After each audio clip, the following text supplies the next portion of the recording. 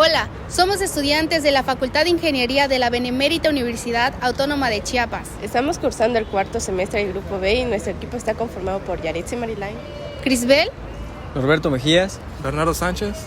A continuación presentaremos el proyecto final de la asignatura de Probabilidad y Estadística, En el cual evaluaremos la resistencia y compresión de los cilindros de concreto. acompáñenos a realizar una prueba de compresión a cilindros de concreto. Síganos.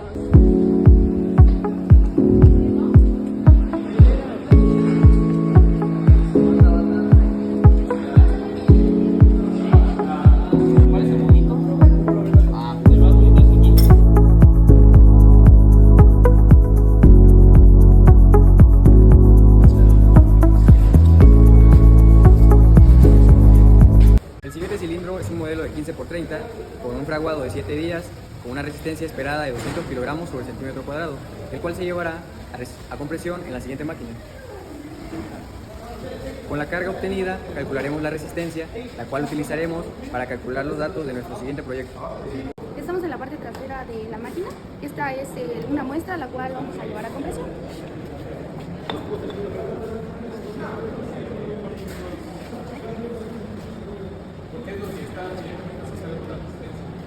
Falla del cilindro y la carga total alcanzada. Y esta es la que con esta calcularemos la resistencia de dicho cilindro. A continuación, con las cargas soportadas de cada uno de los cilindros, calcularemos su resistencia y esos datos serán utilizados para todos los El cálculos. siguiente ejercicio nos pide determinar una gráfica de muestreo de control de calidad. Para ello nos da ciertos datos. La primera es que el cilindro es de 15×30 centímetros cuadrados y que su resistencia a la compresión del concreto es de 200 kilogramos sobre centímetros cuadrados. Aquí nos da que son 14 cilindros con cargas soportadas, son diferentes cargas. Y lo que necesitamos calcular es la resistencia y el porcentaje de avance. Pero ¿cómo vamos a empezar? Primero vamos a empezar resolviendo el área del cilindro. Y sabemos que el área del cilindro se resuelve con la fórmula de pi por diámetro al cuadrado sobre 4. Vamos a anotar la fórmula. Pi por diámetro, que el diámetro es 15 al cuadrado sobre 4. Esto nos da de resultado 176.71.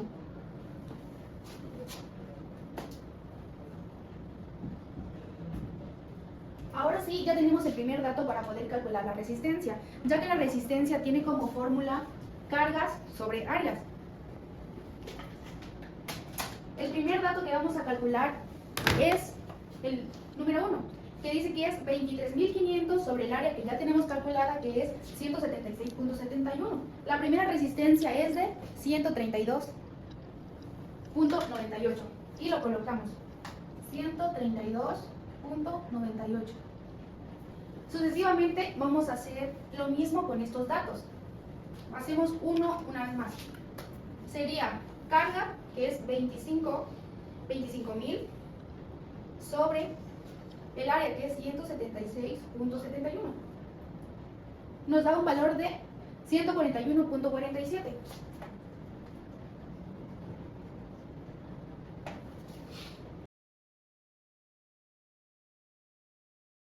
Posteriormente vamos a calcular el porcentaje de avance y con ayuda de este dato, dice que la edad del concreto es de 7 días y como bien sabemos que cuando el concreto tiene 7 días de fraguado, el porcentaje de avance aproximadamente es del 65% al 70%.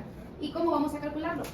La fórmula del porcentaje de avance es de resistencia sobre resistencia a la compresión del concreto, que sería 132.98 sobre 200 kilogramos sobre centímetro cuadrado. Pero como estamos hablando de porcentaje, tenemos que multiplicar este resultado por 100, que nos daría un valor de 49, perdón. Y así sucesivamente a los siguientes cilindros.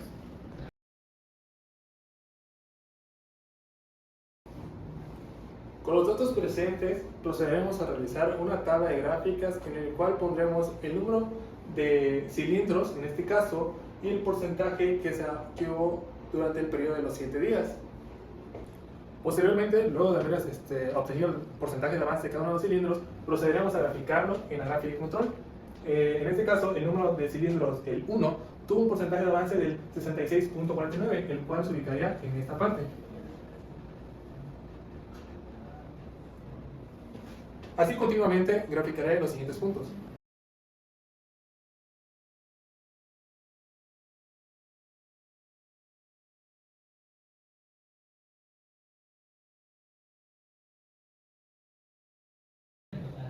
Una vez terminó la gráfica de control, se espera el mayor a 70% de avance. En este caso consideraremos un error de 1.5%, o sea, estamos hablando que supere ese 70%, o sea, inferior al 70%. Una vez teniendo esto en cuenta, nos podemos dar cuenta que existen 10 cilindros que superen ese 70% y 4 cilindros debajo del 70%. En estos casos serían esos 4 puntos. Para luego hacer una división del valor que supere ese 70% dividido entre el que está debajo del 70%, que serían 4. Multiplicado por 100 nos daría 71.48. Redondeándolo sería 72% que entra dentro del rango esperado. Para resolver nuestro siguiente problema utilizaremos los datos de los valores de resistencia que obtuvimos del cilindro de concreto.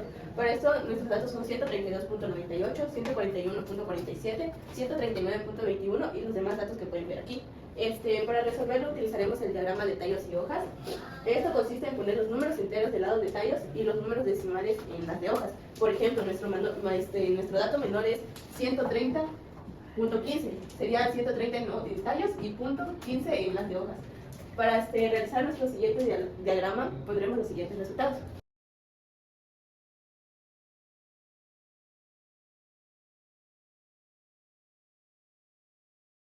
Siguiendo con el problema, vamos a determinar los valores de esta tabla, pero para ello primero debemos determinar cuál es el dato máximo, mínimo, rango, etc. Y todo ello lo vamos a determinar con la gráfica anterior.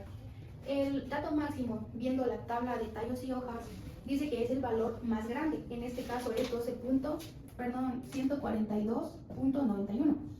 Y el dato mínimo es el dato más pequeño de dicha tabla, que en este caso sería 130.15. Ahora, para determinar el rango, se tiene que restar el dato máximo y el dato mínimo, que sería 142.91 menos 130. Haciendo la resta nos da un valor de 12.76.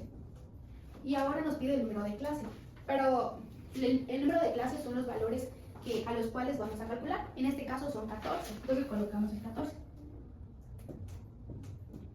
Ahora vamos a calcular el número de intervalos, el cual nos dice que debemos seguir la fórmula que es 1 más 3.322 logaritmo del número de clase, que en este caso es 14.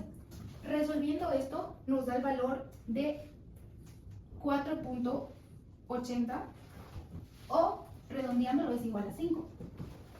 Posteriormente seguimos con tamaño de clase, que se calcula como rango sobre número de intervalos, que en este caso el rango es 12.76 sobre 4.80. Dividiendo esto nos da el resultado de 2.6543. Teniendo estos valores, ahora empezaremos a calcular el límite establecido, el cual siempre vamos a comenzar con el dato mínimo, que en este caso es 130.15. A este valor también se le va a sumar el tamaño de clase y se le va a restar el 0.01 para ponerlo en esta parte, que sería 130.15 más el tamaño de clase, que es 2.6543, menos 0.1. Resolviendo esto nos da el valor de 132.71. Para pasar en la parte de la siguiente columna, se baja este mismo valor, pero ahora se le va a sumar 1, que quedaría así: 132.71 más 1, que sería 133.71, y listo. A ese mismo valor, de igual manera, se le va a sumar el tamaño de clase menos el 0.01, que quedaría como 135.36. Esto se hace con el fin de no dejar espaciado entre los intervalos, y así seguiremos sucesivamente.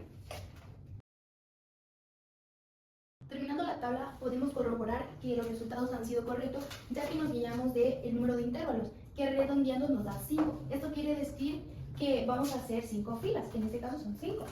Y vamos a observar que el dato máximo esté dentro del rango de estos dos, que se ve que 141.67 es menor que 142, 32.91 y 143 es mayor que el mismo número.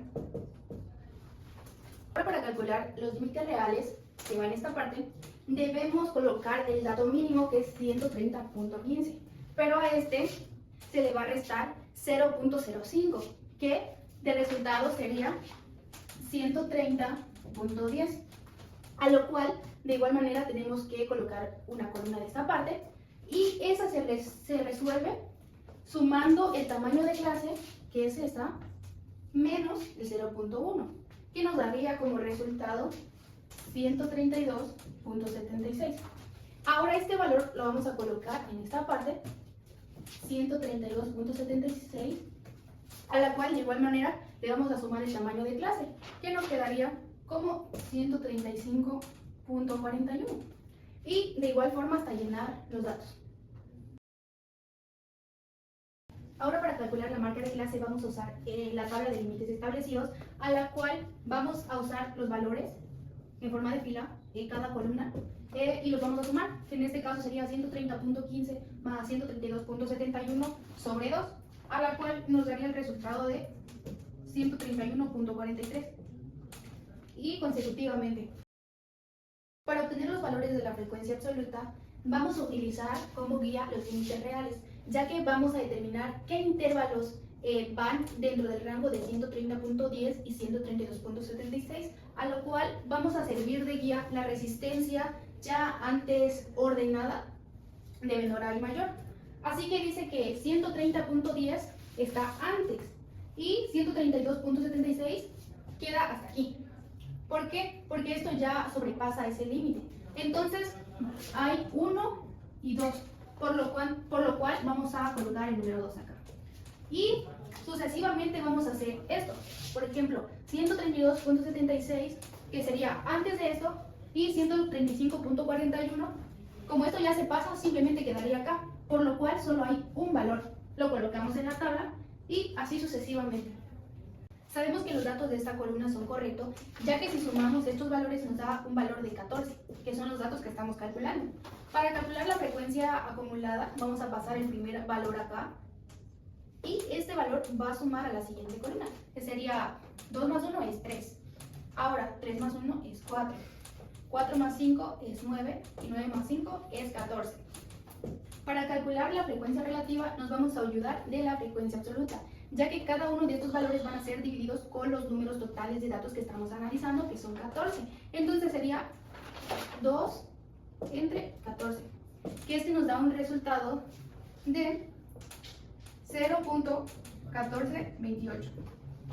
Y de igual manera lo haremos con cada uno de estos datos.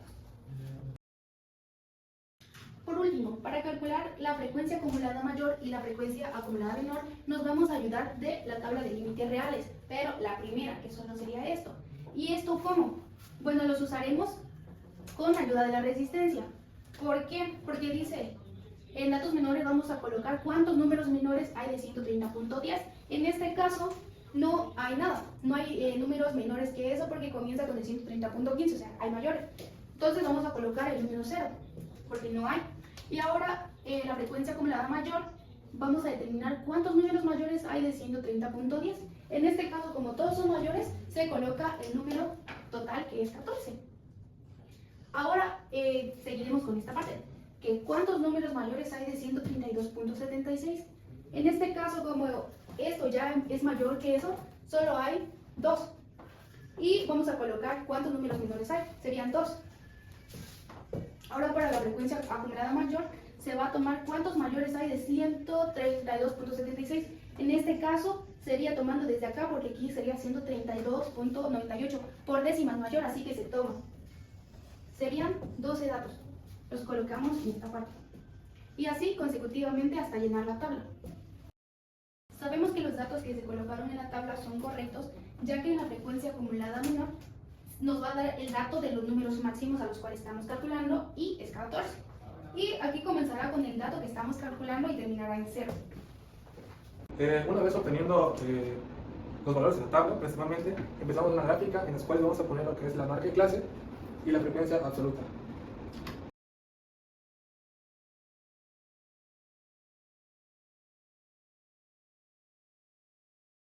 Una vez terminada la gráfica, nos podemos dar cuenta en esta tabla que son los mismos valores representados en esta parte, los cuales es la frecuencia absoluta y la marca de clase. Así nos podemos dar cuenta a partir de la primera parte, en el cual hay una alza a la segunda marca, en la frecuencia 131.43, pero en la segunda baja de la 134 a 0.53, nada más teniendo una marca. Y en este caso se mantiene hasta la frecuencia 137.19 para luego subir a la alza hasta la marca de clase número 5, teniendo la 139.84 y manteniéndose hasta la 142.50. Tomando los datos anteriores, procederemos a hacer una tabla en los cuales tomaremos los límites reales. En este caso sería del 130.1 al 143.38. Al igual tomaríamos la frecuencia de menor a mayor, en este caso sería del punto 0 al punto 14. Posteriormente, luego de haber graficado, nos podemos dar cuenta que su interacción, esto corresponde a la moda o valor central de distribución. Les explicaré cómo sacar la desviación estándar al cuadrado, al cubo y al cuadrado. Para eso necesitaremos nuestros siguientes datos que ya fueron realizados, que son la marca de clase y la primera frecuencia. Aquí en esta primera columna nos pide que es la marca de clase por la frecuencia. En esto utilizaremos 131.43 por 2, la cual nos daría 262.8. Y así seguiremos con los siguientes datos. Para la marca de clase y la media aritmética usaremos nuestra siguiente fórmula, que es la media aritmética igual a la sumatoria de la marca de clase por la frecuencia entre el número total de datos que tenemos. Como sabemos, aquí sería la marca de clase, que es 131.43 por la primera frecuencia, que es 2, entre el número de datos totales, que son 14. Esto nos da un resultado de menos 7.59. el cual iría en nuestra siguiente columna. Bueno, después iremos con la desviación cuadrática, el cual nos pide que es la marca de clase menos la desviación estándar por la primera frecuencia, el cual sería menos 7.59, como ya tenemos aquí el resultado, elevado al cuadrado por la primera frecuencia, que serían 2, y ahí está mal, el cual nos daría un valor de 115.21. Esta iría a nuestra siguiente columna. Luego realizaremos el siguiente procedimiento, que es prácticamente lo mismo, simplemente elevado al cubo. Sería menos 7.59 elevado al cubo por 2, que eso nos daría un resultado de menos 874.49. Esta iría en la desviación del cubo. Y seguimos con la otra desviación elevada a la cuarta. Es el mismo procedimiento, menos 7.59 elevado a la cuarta por 2, que es la primera frecuencia, nos daría un valor de 6.637.38. Esta iría 6.637.38, y así seguiré hasta terminar la tabla completa.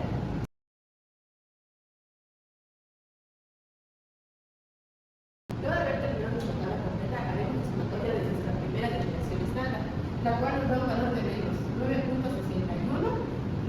Seguiremos con la siguiente columna, que es la desviación al cuadrado. Esta sería la siguiente columna, que es la sumatoria total, nos daría 202.54. Seguiremos con la desviación elevada al cubo, nos da un valor de menos 758.09. Seguiremos con la siguiente columna, que es la desviación a la cuarta. Esta nos da una sumatoria de 7.788. Tendremos que terminar la tabla de desviación. Para calcular los datos de tendencia central, como es media, mediana y moda, vamos a utilizar los datos ya conocidos que se calculó anteriormente. En ejemplo, en la mediana vamos a utilizar los totales de datos de cilindros, que son 14, y aquí está la resistencia.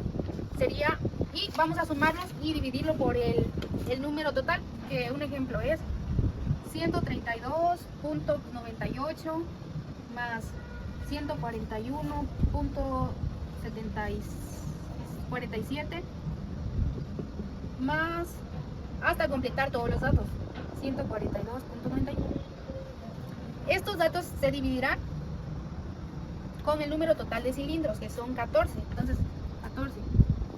Y dividiendo nos da un resultado de 139.02. Ahora, para calcular la mediana, vamos a utilizar la tabla de límites reales en esta parte, porque la fórmula dice límites reales inferior más n sobre 2 menos frecuencia... Pausale. ¿Cómo era?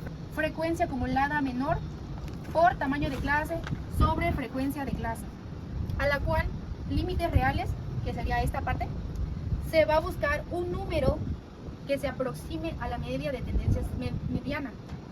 Es decir, lo dije, media, que es 139.02. Este valor se va a buscar en esta tabla y si no está, se va a buscar un número que se aproxime. En este caso es 138.07. Vamos a colocarlo de esta parte. 138.07 más, entre paréntesis, n. ¿Quién es n? N es el número total de datos al que estamos calculando, que es 14, sobre 2 menos frecuencia acumulada menor, que es en esta parte. Pero ¿cómo vamos a saber qué datos tomar? Porque vamos a contar las filas que se utilizó en límites reales, que en este caso son 1, 2, 3, 4, son 4. Entonces, 1, 2, 3, 4. Llegamos a esta fila es 4, así que colocamos el 4. Cerramos el paréntesis por tamaño de clase. El tamaño de clase es 2.6543 por 2.6543. Esto será dividido por la frecuencia de clase. Y de igual manera que esta tabla, vamos a contar las filas que utilizamos, que son 4. Entonces, 1, 2, 3, 4. Sería el valor de 5. Resolviendo esto, llegamos que el valor de la mediana es 139.66. Ahora, para calcular la moda, tenemos esta fórmula, a la cual de igual manera vamos a utilizar límites reales. Y sería la misma, que son 138.07. Más delta 1. Pero ¿cómo vamos a obtener el valor de delta 1? Delta 1 se obtendrá con ayuda de la frecuencia de clase. En este caso nos vamos a ubicar en la fila 4, que es la que estamos utilizando. Aquí se encuentra el número 5. Para obtener delta 1 tenemos que restar el número 5 con la columna anterior, que sería 1. Entonces sería 5 menos 1 es 4, por lo cual vamos a colocar 4 sobre delta 1. Entonces delta 1 tiene el mismo valor, volvemos a colocar un 4, más delta 2. Delta 2 se obtiene nuevamente con ayuda de la frecuencia de clase, pero en vez de restar arriba, vamos a restar abajo. Sería 5 menos 5 es igual a 0. Colocamos el número 0 por tamaño de clase. El tamaño de clase es 2.6543. 2.6543. Resolviendo esto, nos da un valor de 140.72 como resultado. Para calcular la varianza, desviación estándar y coeficiente de variación, igual nos brinda las siguientes fórmulas, la cual cada una de estas ya están calculadas anteriormente. Por ejemplo, la varianza nos da que es x1 menos la mediana al cuadrado. Y esto la tenemos acá, que es 202.54. Lo colocamos aquí. 202.54 sobre n menos 1, que n es el número de datos que estamos calculando, que es 14, menos 1 es 13. Haciendo esta división, obtenemos que la varianza es 15.58. Ahora, para la desviación estándar, vamos a utilizar la varianza. Este será el dato al que nosotros le vamos a sacar la raíz. Colocamos 15.58. Entonces, haciendo la raíz, obtenemos que la desviación estándar es 3.9471. Ahora, para el coeficiente de variación, utilizaremos la desviación estándar sobre la mediana, la cual sería 3.9471 sobre mediana, que es 139.66 por 100. Entonces tenemos que la coeficiente de variación es igual a 2.82. Para calcular el coeficiente de sesgo, dice que es 1 sobre s cuadrado. Vamos a sustituir. Ese ya lo habíamos calculado. Ese significa la desviación estándar. Así que nos había dado el valor de 3.9471. Esto será elevado al cubo por marca de clase menos x al cubo, que ya está calculado acá, que es menos 758.09. Sobre n-1, que sería 13. Resolviendo esto, nos da un resultado de menos 0.94. Como aquí indica que es negativo, tenemos que nuestro coeficiente de sesgo es negativo. Entonces quedaría así. Negativo.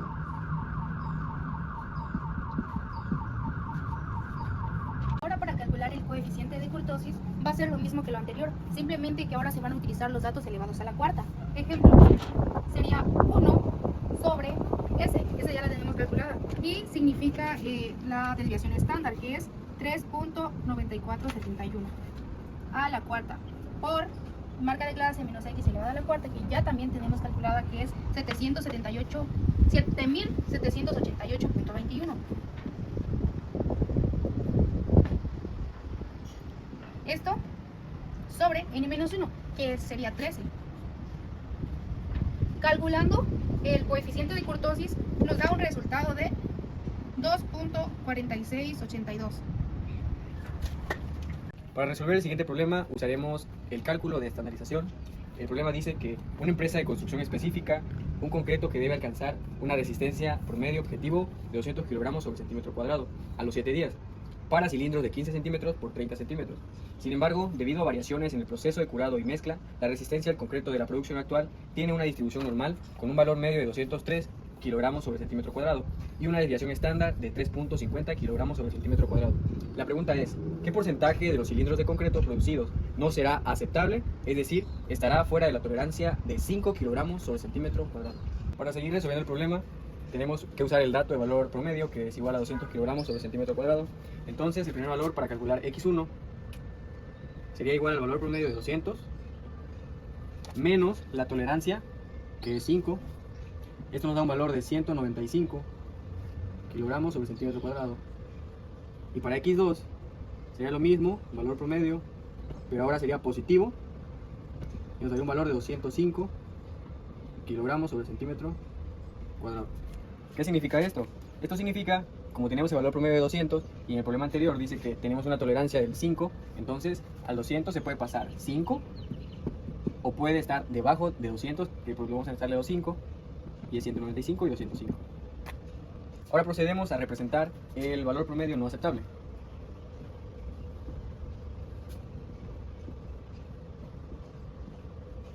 Se puede representar como 195 menor o igual a x menor o igual a 205. Por consiguiente, realizaremos el cálculo de la estandarización.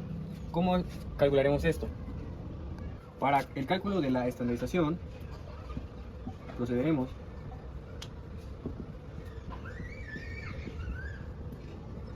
tenemos que la media es igual a 203 kilogramos y la desviación estándar es igual a 3.50. Estos datos nos servirán para realizar el cálculo.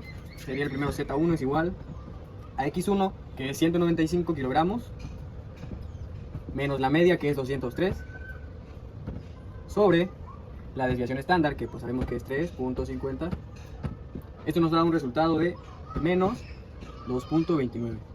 Para Z2 procederemos a hacer lo mismo, solo que tomaremos X2, que es este resultado de 205, menos la media, que es 203, sobre la desviación estándar, que pues es 3.50, y esto nos da un resultado de 0.57. Estos datos nos servirán para seguir realizando el problema. Para calcular el valor promedio aceptable utilizaremos esta fórmula. ¿Qué quiere decir esta fórmula? Pues nos dice que es integral de 1 sobre raíz de 2pi Euler elevado a la menos z cuadrada sobre 2. Entonces, realizándolo, nos dice que en el límite inferior pondremos el negativo, que es z1, y en el límite máximo, o el límite de arriba, sería z2, que es 0.57. Y como sabemos, ya tenemos la fórmula, eso nos da un resultado de 0.7046.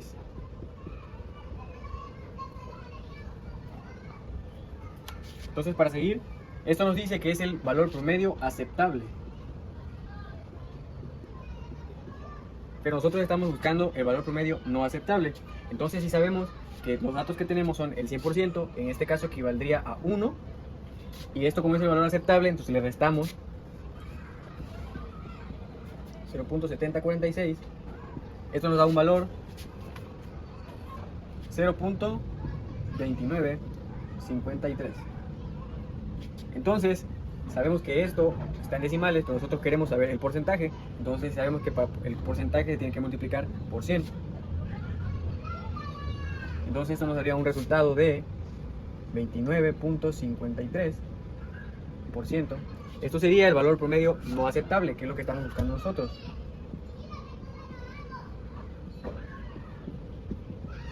No aceptable. Entonces, como final, contestando la pregunta de qué porcentaje de los cilindros de concreto producidos no serán aceptables, teniendo la respuesta, sería 29.53%. Esto es el promedio no aceptable, es decir, que está fuera de la tolerancia.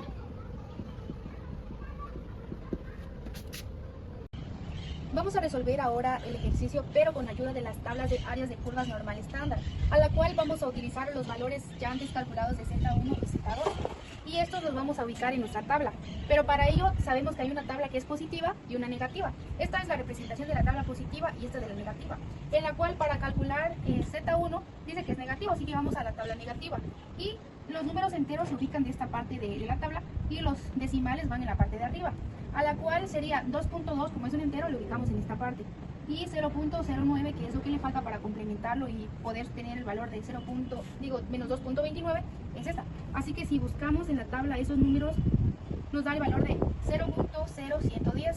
Esta la vamos a colocar acá, 0.0110. Ahora vamos a ubicar en la tabla 2 el 0.57, pero como esto es positivo, vamos a usar esta tabla, a la cual 0.5 la ubicamos en esta parte y su complemento, que es 0.07, está en la parte de arriba. Teniendo esto nos da un valor de 0.7157, a la cual 0.7157. Como nosotros estamos buscando el porcentaje no aceptable, tenemos que utilizar el 100% para representar a todos los datos que estamos calculando. Pero en vez de usar el 100% vamos a utilizar 1. A este 1 le vamos a restar nuestro valor de 0.7151. Haciendo esto nos da un resultado de 0.2843. Teniendo este valor, vamos a hacer la suma con la tabla negativa, que es esta, y vamos a sumar 0.0110. Haciendo la suma nos da un resultado de 0.2943. Pero como nosotros estamos buscando la probabilidad, o sea el porcentaje, se tiene que multiplicar por 100. Este sería el valor del porcentaje de los cilindros que no son aceptables. La probabilidad y la estadística son herramientas esenciales para analizar e interpretar datos en cualquier ámbito científico o técnico. La probabilidad nos ayuda a estimar la posibilidad de que ocurra un evento y a comprender los fenómenos aleatorios, mientras que la estadística organiza, analiza y resume la información para convertirla en conocimiento útil. Los resultados obtenidos muestran que el concreto tiene una resistencia adecuada y uniforme. Las medidas estadísticas reflejan una baja variación entre los valores, lo que indica que el material mantiene buena calidad y un proceso de elaboración controlado. En general, los datos calculados demuestran que el concreto cumple con los requisitos de resistencia